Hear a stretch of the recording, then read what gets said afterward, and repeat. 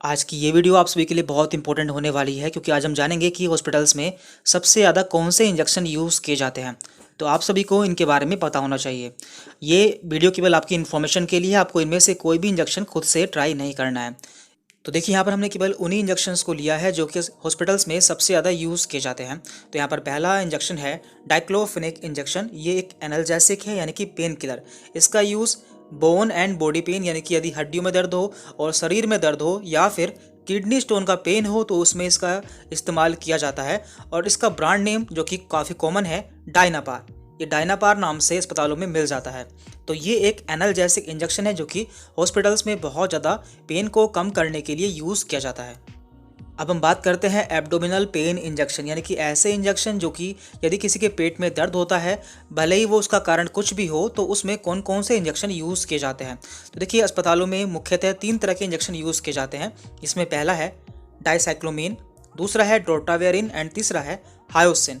तो ये तीनों इंजेक्शन पेट में दर्द के लिए अस्पताल में यूज़ किए जाते हैं। तो सबसे ज़्यादा इसमें डाइसाइक्लोमीन इंजेक्शन यूज़ किया जाता है। यदि इससे आराम नहीं मिलता है तो इसके बाद ड्रोटावेरिन इंजेक्शन का यूज़ किया जाता है और लास्ट में हायोसिन इंजेक्शन का इस्तेमाल किया जाता है। तो ये सभी एब्डोमिनल पेन के लिए यूज़ किए जाते हैं। इसके बाद यहाँ पर है एंटी एमेटिक इंजेक्शन यानी कि ऐसे इंजेक्शन जो कि उल्टी या फिर वोमिटिंग के लिए अस्पताल में यूज़ किए जाते हैं। तो यहाँ पर हमने 3 तरह के मुख्य इंजेक्शन लिए हैं जो कि हॉस्पिटल्स में यूज़ किए जाते हैं। तो यहाँ पर पहला है डोमपेरिडोन। तो ये बहुत ही कॉमन इंजेक्शन है जो कि उल्टी आने पर दिया जाता है या लगाया जाता है। दूसरा है ओंडासेट्रॉन।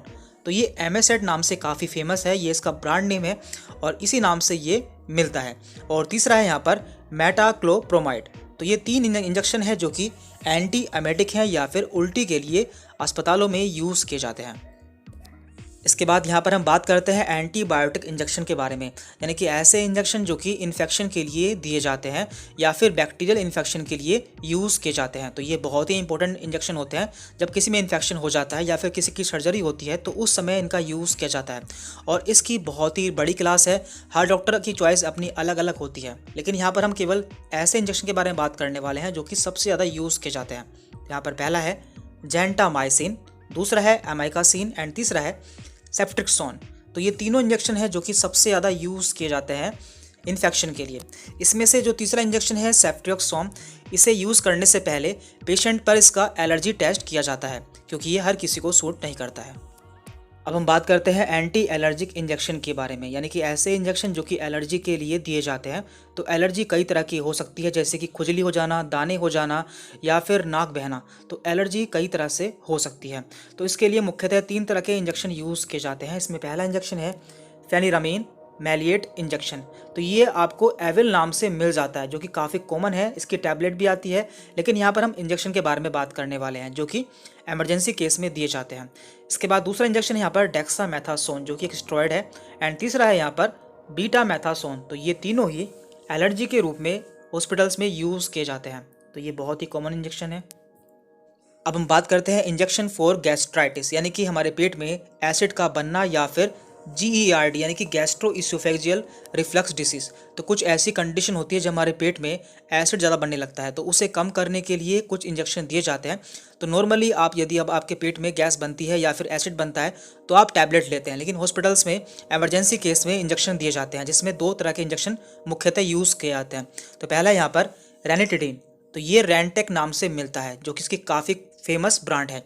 और दूसरा यहाँ पर पेंटाप्राजोल, और ये पेंटोसिड नाम से काफ़ी फेमस है।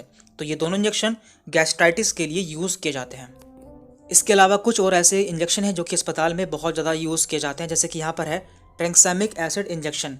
इसका यूज़ ब्लीडिंग को रोकने के लिए किया जाता है। यदि किसी का खून बहुत ज़्यादा बहता है, वो रुकता नहीं है, तो ऐसी कंडीशन में ये इंजेक्शन लगाया जाता है और इसका एक पॉपुलर ब्रांड नेम है ट्रेनेक्सा।